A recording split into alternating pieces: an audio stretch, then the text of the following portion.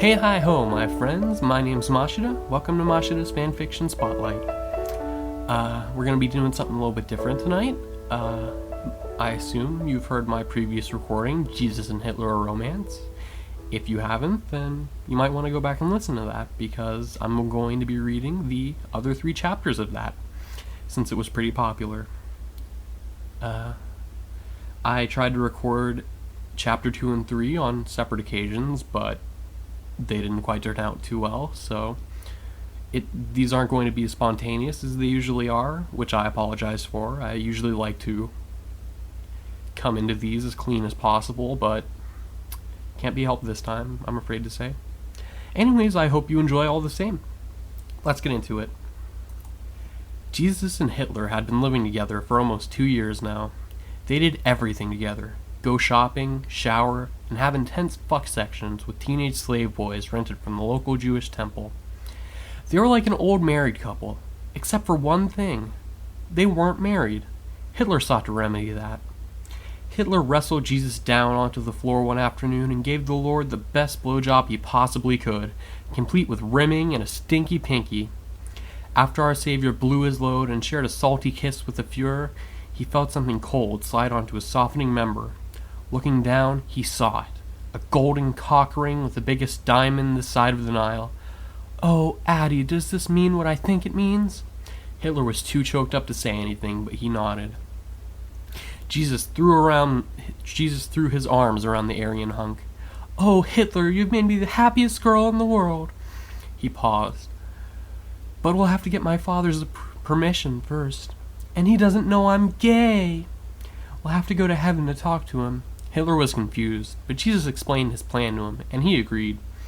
That night they snuck into Pontius Pilate's palace and started murdering every woman and child they could find. They stole from room to room, crushing skulls and slitting throats, until a centurion found a little girl with her brains splattered on the floor and raised an alarm. The Lord and the Fuhrer were soon caught and were taken to Golgotha to be executed. "This way," explained the Anointed One, "we won't be committing suicide." Hitler agreed that it was a good plan. Soon after they were crucified, they both died and ascended to heaven. There they went into God's living room. Jesus started to introduce Hitler, but God cut him off. "I know him. He did some good work for me in the future." He gave Hitler a friendly smile, which made him feel uncomfortable. Jesus spoke. "Dad, we have something to tell you. Hitler and I, well..." "Go on, son." "We're gay, and we want to get married," Jesus blurted out. "What? That's impossible! No son of mine is a homo." God raised his hand to slap Jesus, but he was crying too hard. "It's okay, Dad. Really. Me and Hitler love each other, and we want to spend the rest of our lives together. We came here today because we want your permission to marry." God sighed. "Okay, son, it will make you happy." He leaned in to give Jesus a kiss on the forehead, but he missed and ended up making out with Jesus. They separated, but it was so hot they were back at each other soon enough. "Oh God, what am I doing?" said God. He tore off his clothes. Hitler was already nude, and Jesus slipped off his toga with a shrug. They did everything. Chain bangs, DP, Eiffeling.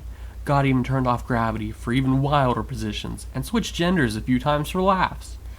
Jesus was a hog and tried to get his father and his boyfriend to abuse him with both their schlongs at the same time. But Hitler and God managed to share a few intimate moments. After nearly 4 hours of wild lovemaking, all 3 gods were exhausted. They lay in a puddle of sweat and semen.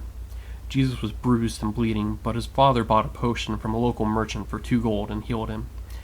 After that, he sent the 2 lovebirds back to Earth to get married in a traditional Jewish ceremony. He was sad to see them go, but he knew he'd just be a third wheel. He went to his bedroom, turned on the TV, and poured himself a scotch. Thanks for reading. I'm going to be moving on to chapter 3. I might be cutting it off here just to make listening a little bit easier. So, I'll see you there.